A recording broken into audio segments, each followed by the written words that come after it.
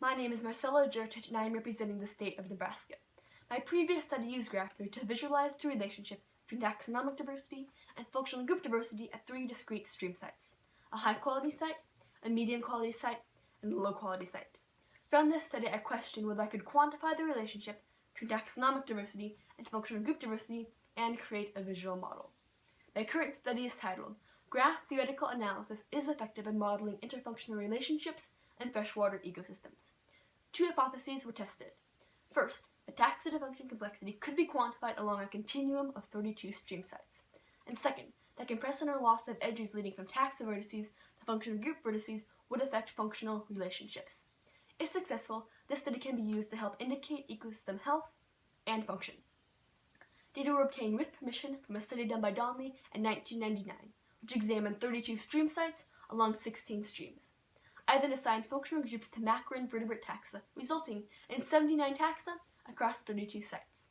In graph theory, the number of taxa fulfilling a functional group is referred to as the degree, and the relative degree is the proportion of degrees a functional group has in relation to other functional groups at a site. To convert the linkages between taxonomic diversity and functional group diversity to continuous data, the degree and the relative degree for each functional group were calculated, thus quantifying the relationship between taxonomic diversity and functional group diversity. A multiple regression was performed to see if the relative degree of the predator function responded to changes in habitat. A linear regression was also performed between the predator function and three other functional groups: scrapers, collector-gatherers, and collector-filterers, revealing a relationship. Using data from minimally disturbed stream sites, an idealized model of interfunctional interactions were created, showing the relative abundances of the predator function and four other functional groups. Vertices from the signal flow graph visual model were then modified to represent the four functional groups from the 32 stream sites based off of the slope values from the linear regression. Both hypotheses were supported.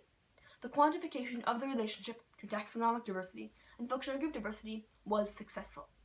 Furthermore, the novel method of the signal flow graph model was effective in better informing us about interfunctional interactions in food webs and freshwater ecosystem responses to habitat degradation and loss of taxa.